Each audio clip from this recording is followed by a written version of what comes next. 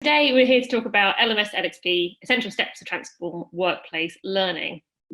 I'm very excited to be joined by Naomi Edwards from Great Places Housing Group. Quickly about me, I'm the Chief Customer and Product Officer at Thrive Learning. So I've been around in the learning industry for quite a while and had an amazing opportunity to design Thrive's Lxp.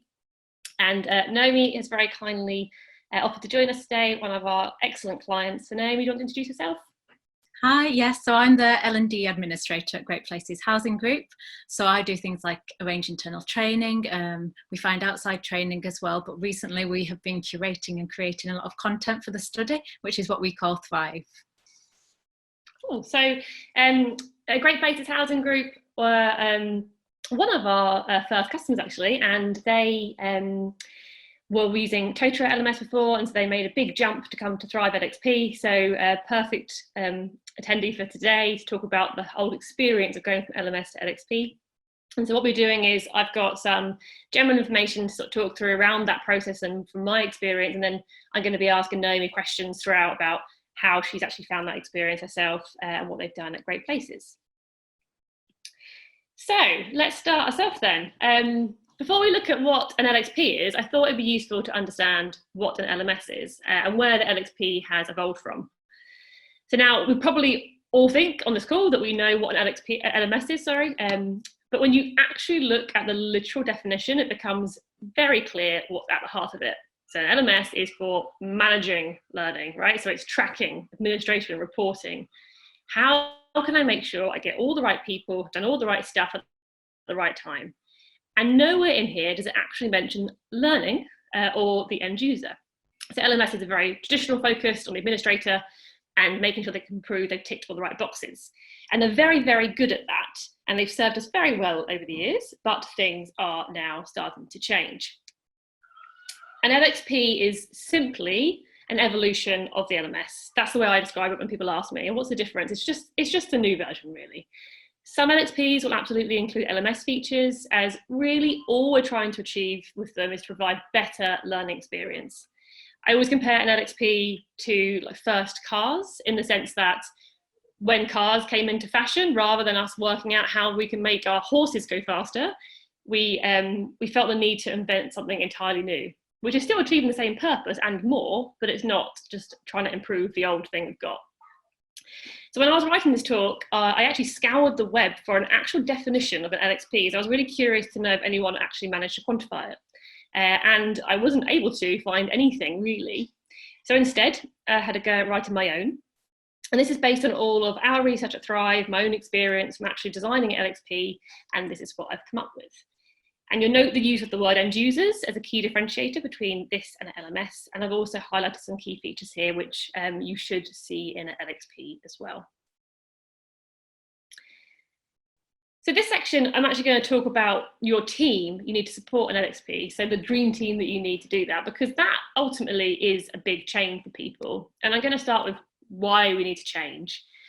So if we go back to the horse and car analogy, with LXPs, we're working with a whole new set of tools, a whole new different set of mechanics.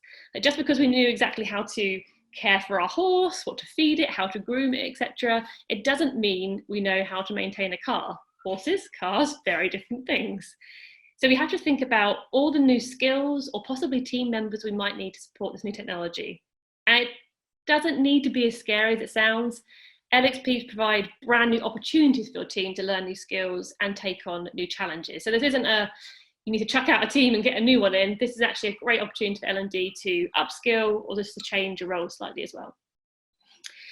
I've highlighted here two key reasons why LXPs require a different approach. The first being content. With an LMS, you don't need an awful lot of content if you're not really trying to provide an environment for learners to potentially find answers to any question they might have. An LXP is only as powerful as the content you put in it, so you have to have a team to focus on content production as well. You're sort of trying to replicate an internal Google, really, with an LXP, which is very different to an LMS. And the other key reason is engagement. So this isn't something that's really considered with an LMS because you get your traffic through compliance training a lot of the time and a lot of push content, and people are told to access it. With the LXP, you're much more catering for self-directed learning, which is great, but then it means that you have to have a team focus on actually how you're going to get people excited and involved in the site. So I'm going to look at some suggested roles for your team, and I'm going to look at it from two angles, one being the team and one being the skills, because ultimately this could be one person or two people, and it doesn't mean you need one of each of these things. So the first one is a platform lead, quite straightforward. This is the person taking the lead in LXP, owning the vision and driving it forward in the business. Normally they'd also act as a project manager for the purpose of the implementation, and then own the progress of the LXP from a strategic standpoint. So they should be someone who can act as a massive advocate for the platform, present it to key stakeholders, and work with the team to define those key initiatives. Then you've got content specialists, and this could be multiple people, and they should be responsible for sourcing and creating content. So ideally what you want here is a really creative person who's quick to learn new tools and good at finding solutions. They do not have to be a designer or an expert content creator. I think that's really important. When you talk about content, I think people think sometimes, oh, I have to be a graphic designer, I have to be a writer. That's not the case. When it comes to LXPs, your content creation is so simple, and there's so many great tools out there you can use to help with that. I personally, terrible at graphic design, but with the tools I use, it can make me look really good at it, which is excellent, what you want. And also, when it comes to LXPs, your approach to content creation is generally much more rapid and less polished. So you're not actually looking for that perfect piece of content all the time. So you need someone here who can research, find the appropriate tools, has a decent but not professional eye for design, and most importantly, they need to be someone who's confident to move around the business in order to create content. For example, they may identify an expert in a certain area and will have the skills to persuade that person to co-create some content with them and understand the best way to interview them. The ultimate goal, though, is to have someone who can take it one step further and actually train up the rest of the business and your key content creators in the business to make content easily and efficiently. So I've already highlighted in the first section how important engagement is for an LXP. So someone who can own this can be really, really valuable. This is the person mapping out key campaigns to run the site. They might be working with internal comms or other areas of the business to define this. They should have ideally tons of ideas as to how to get users coming back and how to entice people to engage. And this not only includes awareness of the great content you have, but also things like competitions, challenges, social sharing, and that sort of thing. They would also be responsible for monitoring how well the campaigns are doing and the impact they're having on engagement in order to adapt to the next one accordingly as well. So it's much more that test and learn kind of role. And then finally, an administrator as well. So this is someone to keep things running smoothly and to help support your end users. With most LXPs, the administration is a bit lighter than LMSs, but it's still good to have someone owning this side of things. They might be helping to upload or curate content, answering end user questions about the platform, the content, or any other part of L&D offering, to be honest, or carrying out bits of configuration. Main thing is it's important they have really good system knowledge to support your end users. So those are the roles that I've sort of identified over my time working with LXPs, but if we just sort of flip that onto the other side and look at the skills, as I said, this could be one person or it could be two people that are encompassing different bits of it. So don't feel like you need to have one person in each position necessarily. So the key skills I've pulled out are content. As I said, it doesn't need to be a dedicated role. The more people you can get in content creation, the better. Ideally, you want to have the whole business engaged, so managers creating update videos, people helping each other out by answering questions, and experts sharing their knowledge. And these are just some examples of the skills that you could learn, which are actually really simple. So when we work with our clients, we run whole day workshops focused purely on this type of content creation to give you the best start. We also have a library of free tools that we use and suggest to people, and we also encourage our clients to work together and suggest tools. So Naomi, for example, if she found a tool that she found really useful, she might share that with our other clients, and you can actually build up that kind of list of tools. If anyone wants a list of tools, by the way, free tools, happy to share that with you after this as well. So this skill set, marketing, is very close to the engagement elements we were talking about earlier, and really important for launching your LXP successfully and maintaining momentum. So we need to be treating the launch of LXP in the same way you would treat a product that you're launching to your customers. So LXP is something people have to want to go to. We're trying to drive that self-directed learning, so it's important to ensure there's awareness and understanding from end users, as well as taking time to look at our data and understand how we can adapt. Actually, really interesting, literally last week I had a conversation with a client about their launch, and they had taken some advice from their comms team. And the advice was actually it was internal comms, it was actually quite strange. And I think the advice wasn't the advice that I would give necessarily. And I said to him, my advice was, go and talk to a marketing team and see what they say. And the marketing team said the complete opposite of what comms said, and actually was much more in line with the advice that we would give at Thrive. So even if you're not necessarily having these skills in your team, collaborate with your marketing team and see what they would do if they were launching a platform, and that can be really valuable. And finally, the third set of skills, which is essential, is people skills.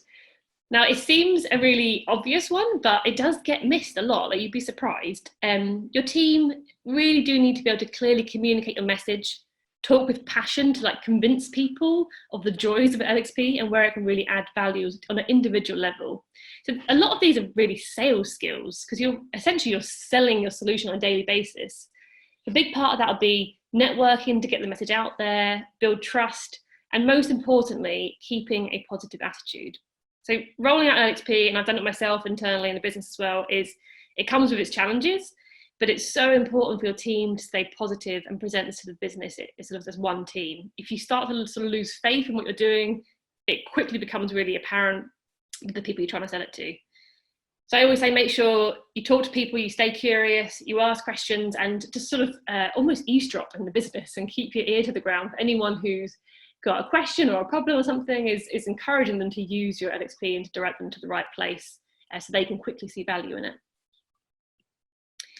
So I'm going to take an opportunity here to just ask Naomi. You've gone through the experience of implementing LXP. What are the changes that you made in your team, or the skills that you guys had to learn? Yeah, so our team have gone through quite a few changes, and the roles are quite fluid within the team, but I'll give you an example of all the different things that we do within the team. So first of all, we had Holly, and she was an HR and OD grad. She was the one that actually found Thrive. She was doing her learning tech research project, and after that, she was responsible for embedding and launching that. We had Lizzie, and she's the head of OD and talent, and she was there to help build the business case and get sign-off. As we were going through those changes, Lizzie was the platform lead. And then as we've launched, she's handed it over to the rest of the team as well. We're really lucky as well to have an engagement specialist on our team, Amira, and she plans our wellbeing campaigns. She works with the comms team as well to promote any campaigns that we have on there. Then we've also got Chris, he does a lot on there as well, but he also works with outside training providers to build up our online offering, which we're doing a lot of at the moment during lockdown. Then my other colleague, Ria, she mainly manages compliance data and analyses different data with the help of Thrive as well. So although everybody does lots of different things, we can all do the other one's roles as well often as well. So I think it would be quite easy as well to do it in a smaller team. Cool, thank you. And just a follow-up question from then. How did you find as a team the process of learning these new skills? So learning how to sort of do editing and videos and that sort of stuff. Was it a good experience, or did you have some challenges along the way? I love doing all that sort of thing, and I find it really easy to find lessons online for free. So there's lots of things on YouTube. For example, I taught myself a while ago to use Camtasia editing software. That was back when I was a teacher. I used to make Spanish learning videos. So I've used that recently, and I've been sharing that with some of the other members of the team as well. But there's also loads of free apps as well that are so easy. You just upload photos and it makes the things for you. So you can be really creative, but also it doesn't take too much time to do it, and they can be really effective pieces as well. Cool. And yeah, and that's what I was sort of links really nice to what I was saying earlier, that content creation doesn't have to be too scary, does it? It's just a case of finding the right tool, and then it makes you look like a pro, which is lovely. Yeah.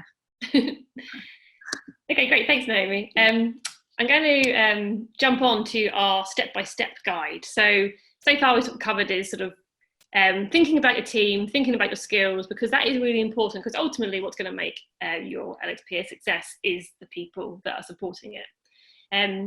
However, this is a step-by-step guide, just talking you through 10 steps that I myself have run through with lots of different clients, and also done myself when I used to work internally in L&D, rolling out an LXP, and it's sort of what I've learned. And you might see some similarities in here to things you've done in the past.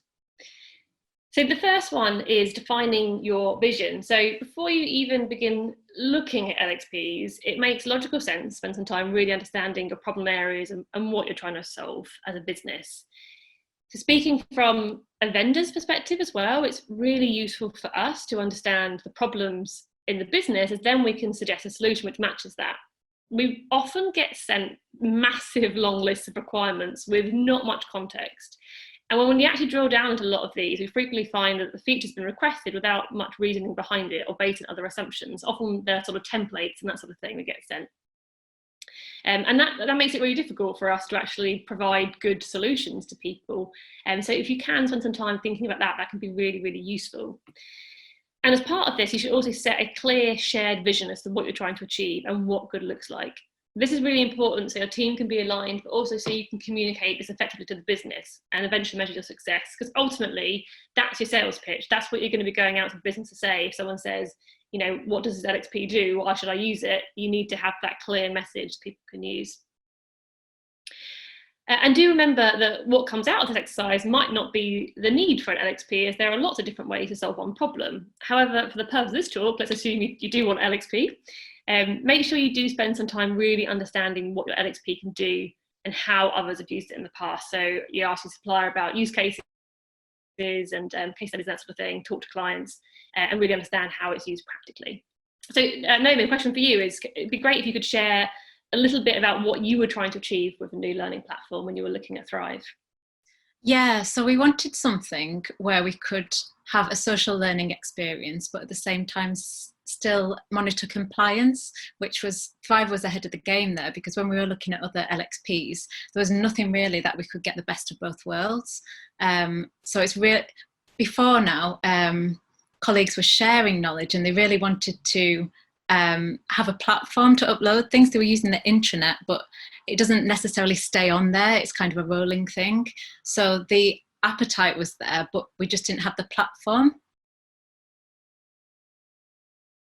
Okay, great. I hear that a lot. Quite often we're working with clients who are trying to put things on intranets or SharePoint sites or various bits and bobs, and it's like sort of patching a hole, but it's not really working, is it? That's great. Thank you. The other thing, sorry to interrupt, I was just going to say, it was to get something really easily accessible as well, because we have different regions with the organisation, but we also have repairs, we have independence and wellbeing who are going out to vulnerable adults' homes. So we wanted something that people could access from anywhere, from any device as well, which we didn't have with the previous system. Okay, yeah, and I think that's also a very common thing you get with LXPs, isn't it? Is that they're generally very mobile friendly and accessible, and the idea is that we're giving people the answers to the questions they need at the time, at the point of need, rather than that sort of, okay, I go on to some training for an hour and I go off and forget it immediately. Although it's interesting because I know that you guys were also sort of keen to use it for compliance as well, and sort of finding that one platform that can do both. Like, how did you find that experience when you looked at the market?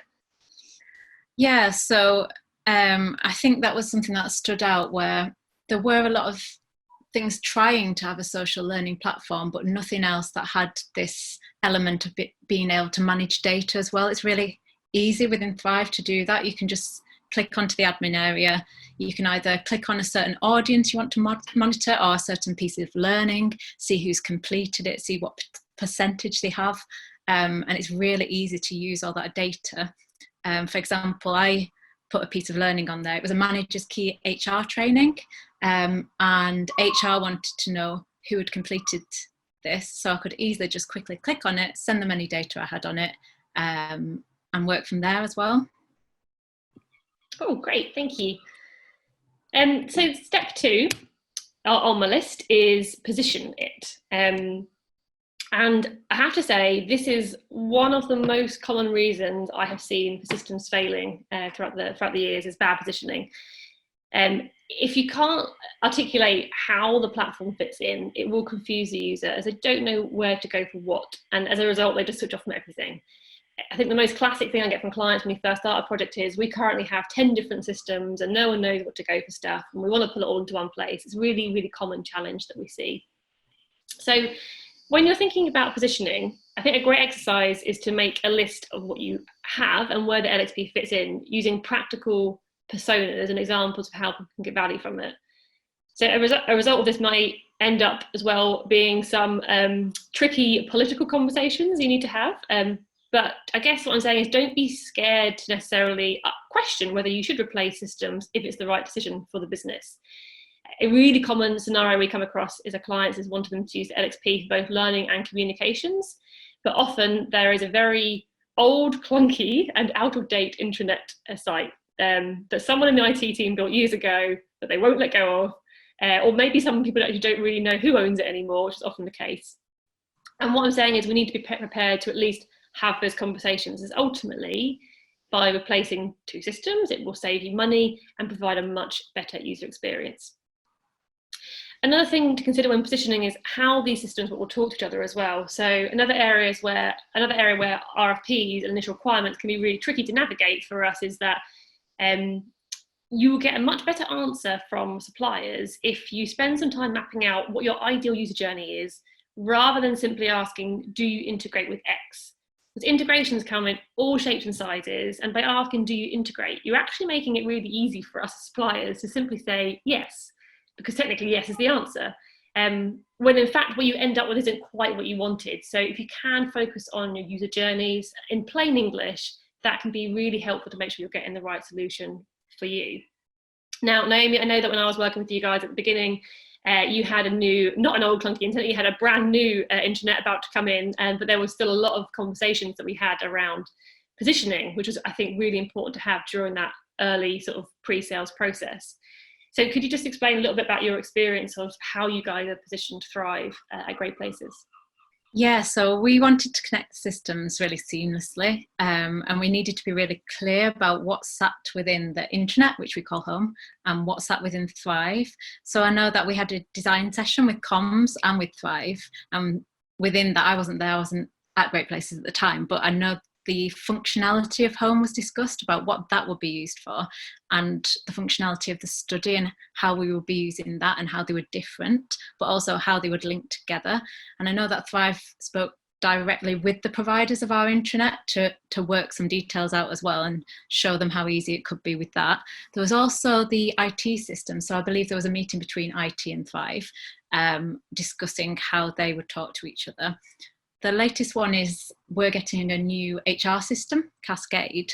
That's not rolled out yet, but soon it will be. But we were working with Georgia at the time, and she'd already worked with a client who had Cascade in another organisation. So she really gave us that confidence that the two could work together and talk to each other.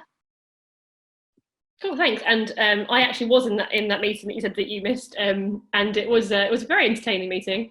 But we literally ended up with it was ourselves, Thrive, the internet provider for home, and then the guys from Great Places, and we just had two flip charts, and we just went through what content should be on home and what content should be on Thrive, which sounds really simple, but it is a really important one to have. So we worked out where do questions go, where do policies go, where do how-to videos go, and actually quickly by the end of the session, it was only about 45 minutes, we actually managed to get a really clear understanding, which means that I think it was then easier when the guys rolled out internally to actually explain to people where you go for what. I was really impressed that you guys took the time to do that as well as part of the pre-sales process, and I do think it gets missed a lot, and it is very, very important. I think it's been really useful as well as when I started as a new starter to know. I think it's quite clearly defined as well within the organisation, and the good thing is because they can link, I can put something on the study and then post a link on home on the intranet as well in a blog or something like that. Yeah, absolutely. And lots of our clients will have internet sites and Thrive, and it's absolutely normal to have an intranet and sit next to LXP.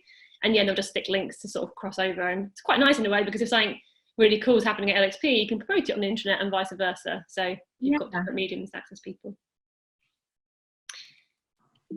Excellent. Okay. So next one I'll look at step 3, developing buy-in. And I've used the word develop here rather than get. to highlight that it can be a slow process and not a one-off activity. So when developing buy-in, a good place to start is mapping out personas for each key stakeholder in the business and figuring out what their motivation is, sort of what's in it for me and how to best communicate that.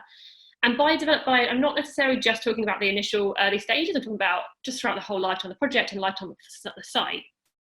For example, you can often get your experts on board by promising them that with this new shiny platform, they'll never have to answer the same question more than once ever again, and it will ultimately save them time. So I used to use this argument a lot with people when I was at MSD. I would know particular people who sit at their desk all day and just get people asking them the same question constantly and get really frustrated. And if I ever overheard that, if I was speaking to them about the platform, I'd always say, do you want to never answer that question again? Because if you put it here on Thrive, you can just say to people, it's on Thrive, search for it in the same way you'd say, or just Google it. And it will save you some time. And that is a really simple but easy way to sell the platform to someone who's an expert. Whereas senior leaders, it might be to sort of show off a dashboard or the performance impact of the LXP and the problems it will solve. So obviously a very different approach to an expert. So if you think about your different people you have in the business and who you need to develop buy-in from and actually work out those different personas, it can be very, very useful.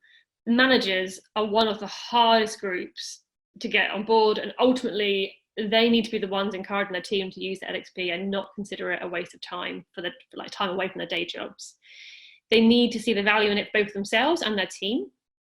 I do find that a good way to get managers on board, just from personal experience, is to show them that they have the power to share messages with the teams very, very quickly. So they can just quickly pick up the phone, do a little self video, or even just put up a post, share it with their team, and it's out there instantly on their phones.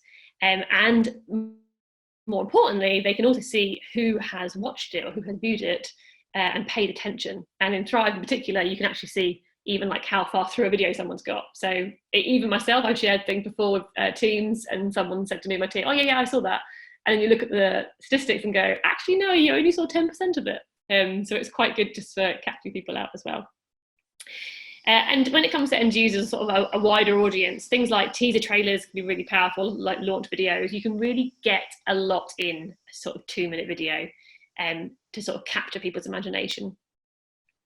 So my question to Naomi is, have you got any tips that you, from yourself and your experience, that you could share around how your team developed buy-in? Yeah, well, right from the beginning, Lizzie started off by holding meetings. There was an initial session, and that was it was a group of colleagues. It was our colleague voice group, and it was all about understanding how the previous system worked, looking at what the issues were, getting feedback from all the colleagues and managers as well, and then presenting this as a report to directors. So it was things like what we needed, presenting the gaps and showing how Thrive can fill those gaps as well. So I know that Lizzie attended about, I think it was 2 directors meetings, a colleague voice meeting, and from the initiation to sign off, it was about 3 months, I would say, that process took. Oh, great. And just to clarify, your voice group, that's people from like actually within the business, isn't it? It's like a committee almost, is that right? That's right, yeah, it's a colleague committee.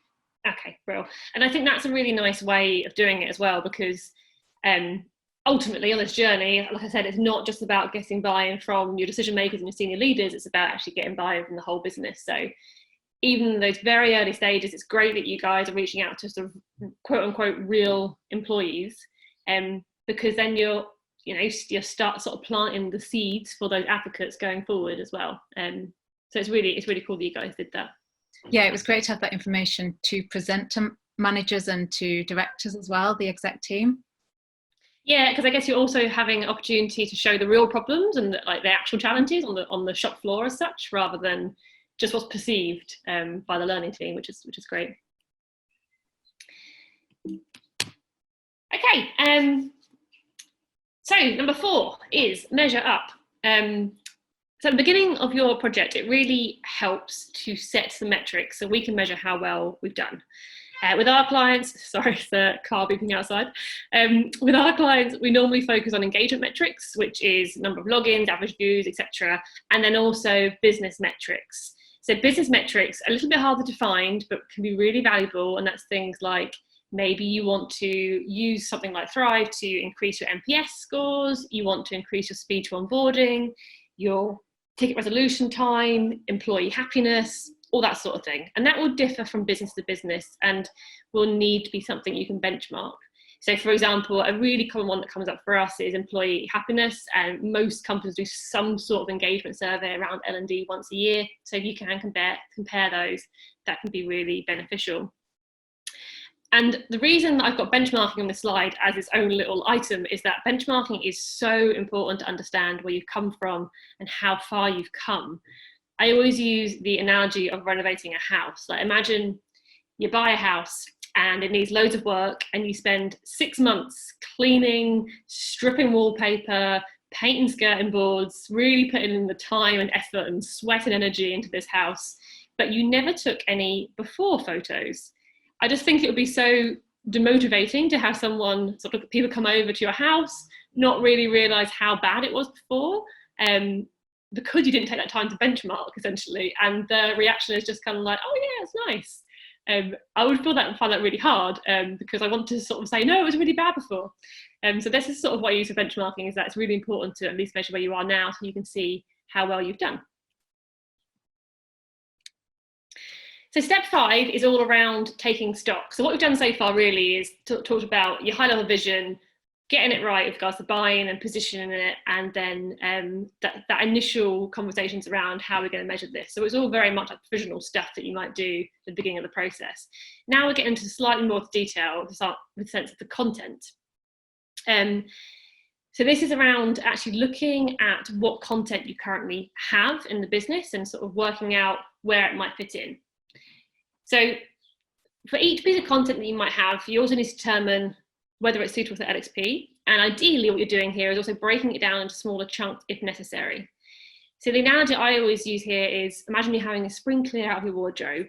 And the first step to work out what you currently have is by pulling it all out of your wardrobe and spreading it out on the floor. I don't know about you guys, but when I'm having a clear out, I tend to just literally empty drawers and put everything on the floor.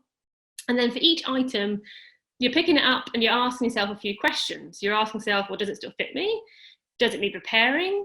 Do I still like it? And things like that.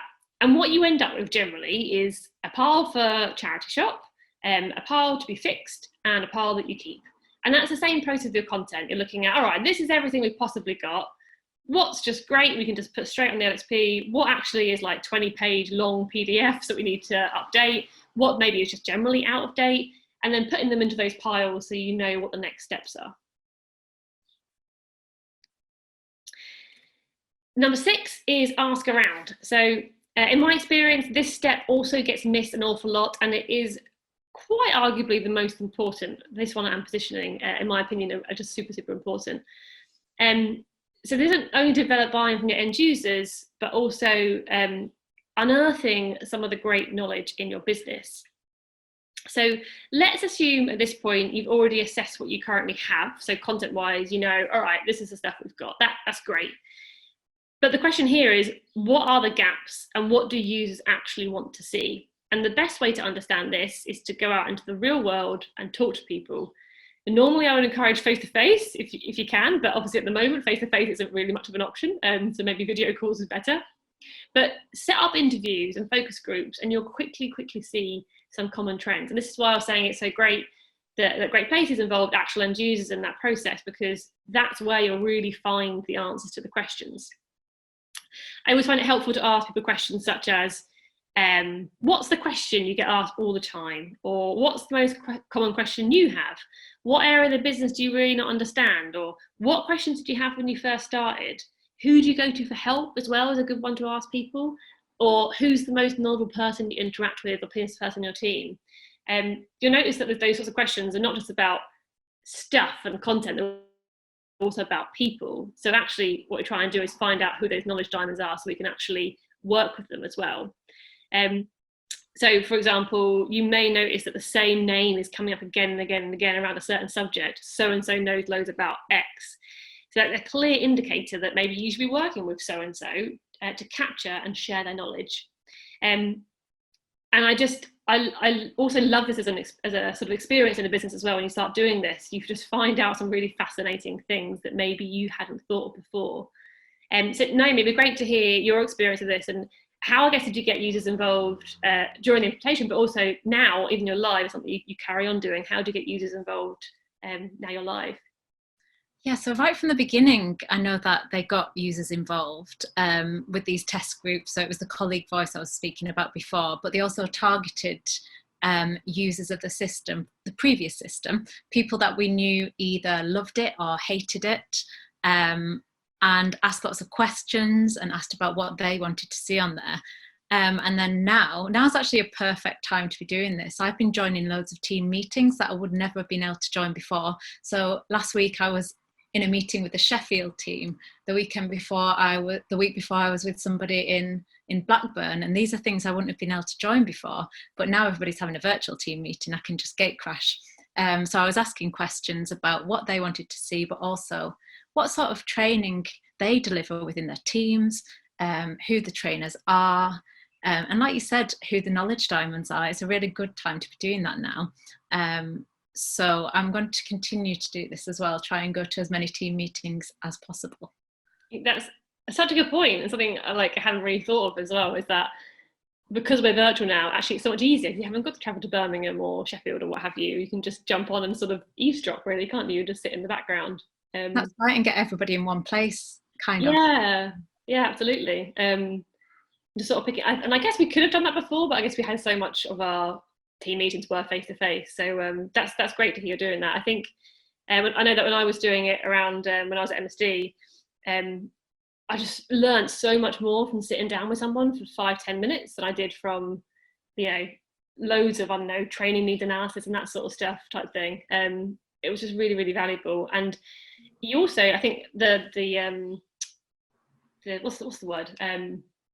Another outcome of doing that is not just finding out the information, but also you kind of end up making advocates along the way, because during those conversations, I don't know if you found this, Naomi, but you get a chance to sort of talk about Thrive, talk about the platform, and if they say, oh, I really need some help with this, you can say, okay, great, I'll put that on there for you, and then they've got a reason to go back and actually start using it. Have you found it quite a good opportunity to actually explain what Thrive is to people? That's right, yeah. It started off joining team meetings right at the beginning to kind of introduce the study. People are really naturally interested in it, and I love it anyway. I really like using it. So it became a session not only to show people what's on there, but also to promote it, and they're promoting it now within their teams. And like I said, there's this natural interest within it. People wanted to know more. Last week, I think it was, the exec team asked Lizzie to come and present to them so they could see what the functionality was around reporting and how that would look as well when we join it with Cascade when that rolls out. Oh, cool. That's great. That sounds like it's having a good impact. And yes, I applaud you for sticking your nose in team meetings. You always get to know different parts of the business, which is quite fun as well, isn't it? Yeah, people I've never met before. So it's been really nice, actually. I've made some friends who I never maybe would have met before. Oh, that's nice. Yeah. Brilliant. Okay, so step 7. So we've got, can't do the maths, 3 more to go. Curate and create. So you've looked at what you have and you've talked to people about what they want to see. So now really is a time to map it all out and work out where any more gaps are and sort of fill those in. So this could be as simple as getting the answers to the FAQs and posting them as questions on your LXP. So if you have those questions currently talking to people, just literally post them as questions. Or even better, creating little videos on your phone of each expert explaining key concepts, just as they would do if they were sitting next to someone in the office. I always think about, if I'm physically in an office and I turn to someone and say, oh, how do I do this? Whatever my colleague might answer, that answer is really valuable for other people. So if there is an opportunity to just get your phone out and capture it there and then, brilliant. It doesn't have to be, beautiful. It can just be a simple video, and that can be really helpful. And the best thing is, you don't even need to be an expert as well. There's so much great content out there. And if your LXP has auto curation tools, and even better. So for example, we've got auto curation tools with Abstract, our own content, and Anders Pink, and soon to be LinkedIn Learning as well. For example, the most common thing I actually see get requested by end users is Excel training. And there is a great YouTube series which covers all different versions of Excel, and it's free. And it's really easy to get. So it's a really quick win for you. So you just literally stick the links in your LXP and you're done. And so I think sometimes when we're in L&D, we're very much focused around having to build everything from scratch, but you really, really don't. There's so much good content out there to find. And Naomi, I know that I'm just actually going to switch from my slides and bring up your site, because you guys have been curating a lot of great content.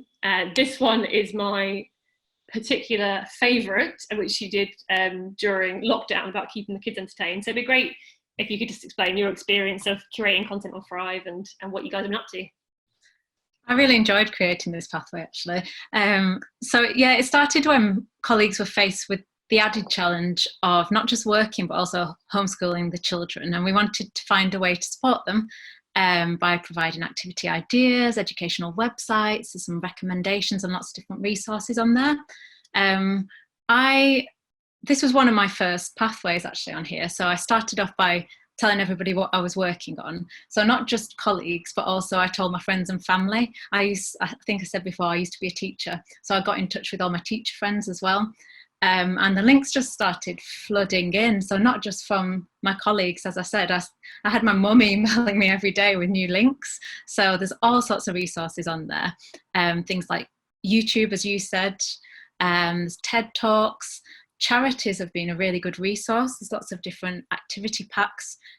This also came in really handy for the wellbeing resources. There's loads of different free online courses and infographics and things like that. For example, the charity Mind.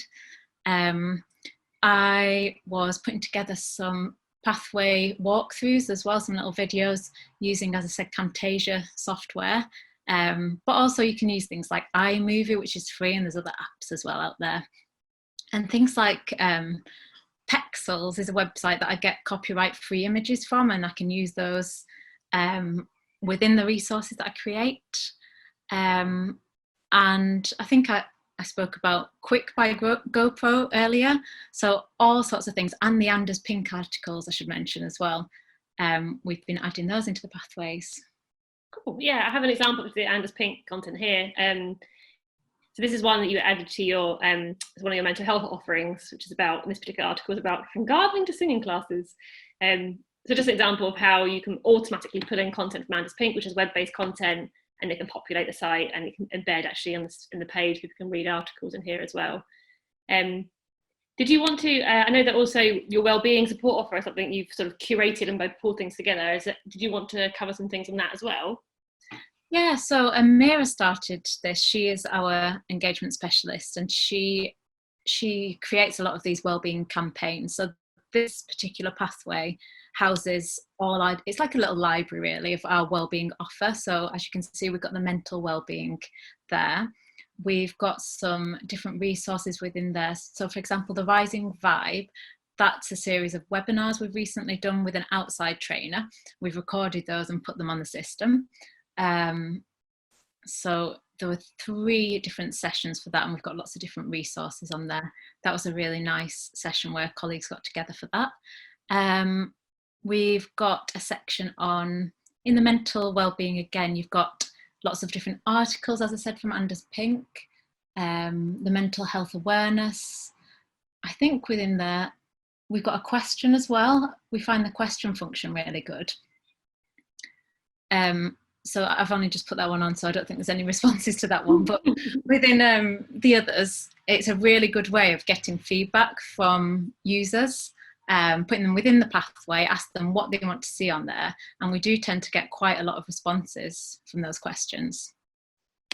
Cool, great. And I guess just out of interest, like when you're building these pathways and pulling these resources together, like how long is it taking you generally to pull these, like the kids entertained, for example, how long is it taking to pull it together? It depends. With the kids one, that started off, I just put together a quick minimum pathway, but then it started to build and build. So it's something that's really ongoing. I'm still adding to it now. As people, it's really easy to start one main pathway, then to create other pathways and add them to it as well. So you can put them together really quickly if you just want it as a way to organise your resources. I can put one together in an hour. and it's quite a comprehensive one, or it can be something that you're working on throughout a few weeks. Okay, cool. And I think, yeah, just to give people reassurance on the webinar today is that it isn't that scary, and it is quite easy to pull things together and make use of those great resources. Yeah, I really love doing it as well. It's probably one of my favourite parts of my job. I'll often leave it till last in the day just so I can do something enjoyable for the last hour and put things together. That's funny. I actually really like building pathways as well. I just find it just like the organisation part of it, I find quite satisfying. It's like therapeutic, isn't it? Yeah, it is weirdly, yeah. Okay, I just running out of time. I'm just going to go on to our 8th point, which is launch, comma properly, which is really important, not just the launch. So at this point, imagine you've filled your LXP with amazing, useful content. You've got your buy-in. You know exactly how you want to use it, and this is the high pressure one, right? The launch. So think of your LXP, like I said earlier, like a product that your team have created, and you've spent all that time on the research, you've developed a solution, you've built up support for it, and now you deserve to give it the best start you possibly can with an absolutely killer launch. So just sending out an email on the day will most certainly not do. And that's not how you would launch a product to your clients. So when we work with our clients, for example, we host an entire workshop just on launch planning to help them create a campaign and resources for their launch. And this includes building up interest from up to sort of 6 weeks before, building the hype up on launch day itself, and then maintaining the engagement after this as well. Now, a big bang doesn't mean that you have to launch to everyone all at once. Lots of our clients don't do that. You can still roll out in different areas of the business bit by bit and learn as you go, and that can be really valuable. But each of those launches needs to be given the due care and attention.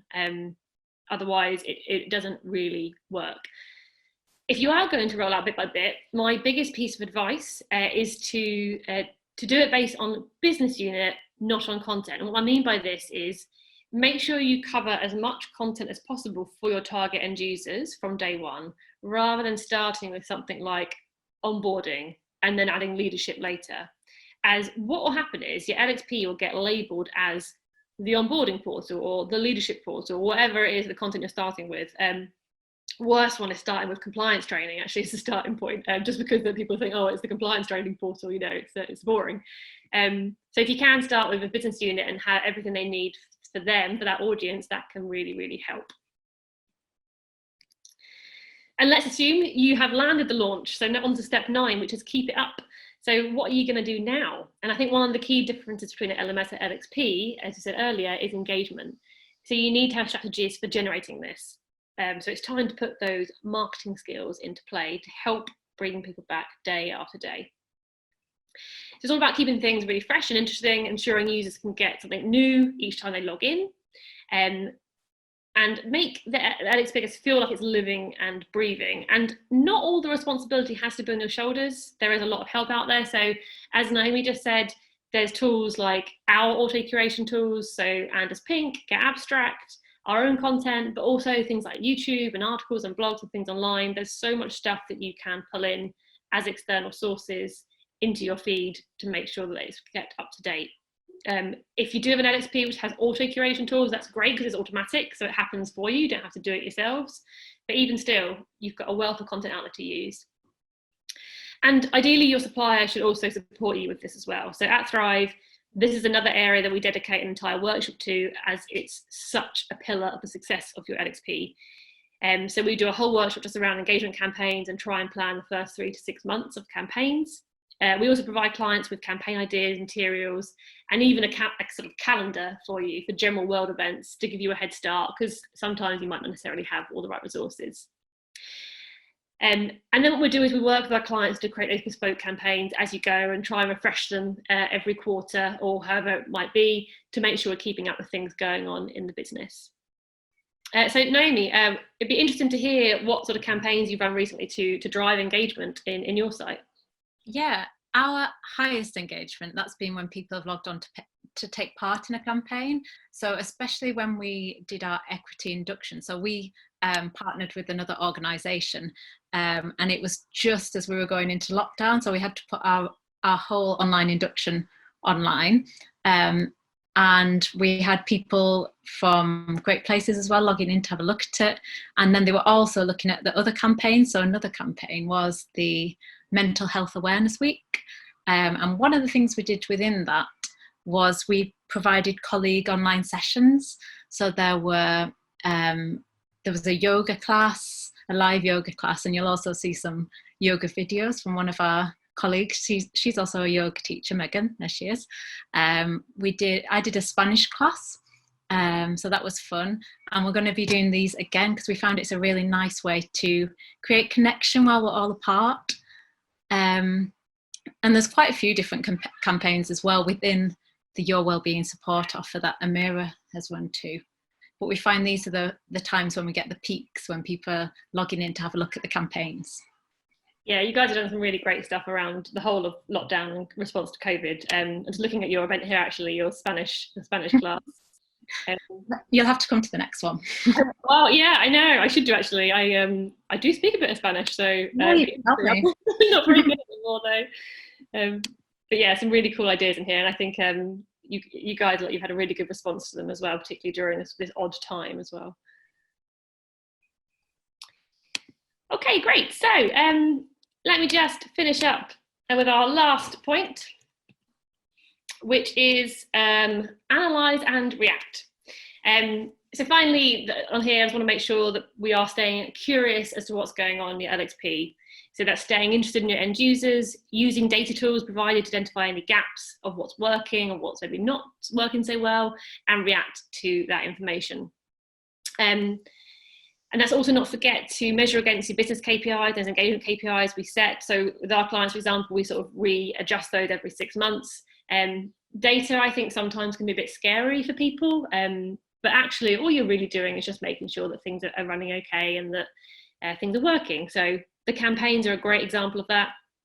And as Naomi was saying, sort of she ran a particular campaign and got a really good reaction, whereas other campaigns might run, we get a less good reaction. And sometimes that's due to things going on in the business, but sometimes it could be due to the content and the campaign. So you can just learn as you go. So make sure they're always reacting and changing as you go.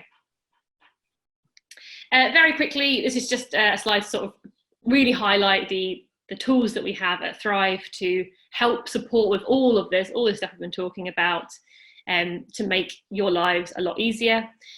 We also have a free LMS to LXP migration service. So this is something that the team at Great Places took advantage of.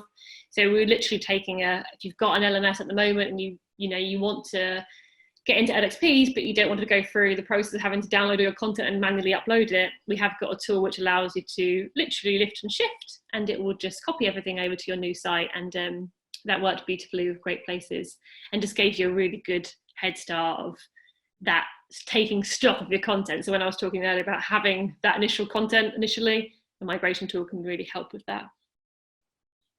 And then finally, I just want to talk about the impact really at Great Places. So Naomi, did you want to sort of talk through the changes you've seen? Yeah, definitely. I'm sorry if you can hear somebody outside my window. I'm quite wide open because it's so so hot here. Before on the system, we had 34% active users. So that was literally people just logging on, doing their e-learning and logging off. But now we've got 79% active users, and we've got people logging on for all sorts of things. And particularly recently, we had some safeguarding training online. So they loved the option to book online and join the webinars as well through that. So there's a lot, and people stay on as well to look at different content.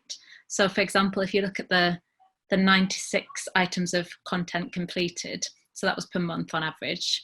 But now we looked last week and it was 3,056 in the last month.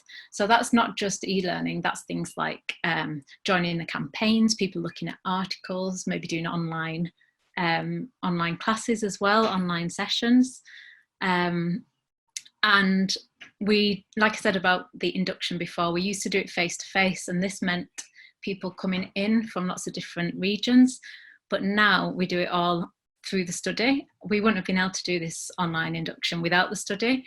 And everything's on there using videos, and it has really reduced the time. And it's something we can use again as well. We keep the content on there and we can edit it as well. So as you can see, we have saved 13,000 a year if you compare the two prices of the LMS and the LXP that we use now. Cool, great. Thank you. Yeah, it's really great stats, and I'm very excited to see how your site's going to expand over the next few months. So that's it for us today, really. One thing I will say just to close is before you go for questions, is to remember that this journey is not something you go for alone. So it's really important to find the right provider who support you through this journey. If you would like to recap anything that we went through today, there is a ebook you can download here, which is just literally capturing those 10 steps. But for now, I'll hand back to Kath in case there's any questions. Sorry, we have got very close to time, but over to you, Kath. No worries, and I have just put that link in the chat as well. So for anyone who hasn't already downloaded the ebook, the link is in the chat for you all. So we've got a few questions, guys. I think the first one is probably for Naomi. So the first question is, how does user-generated content work for you? Do you find it useful for your employees? And how do you vet, monitor, and govern the user-generated content? Yeah, that's a good question. So I find it, well, we all find it really useful in creating a connection at the moment. There's been all sorts of different things that have gone on there. So things like suggested safeguarded training, for example.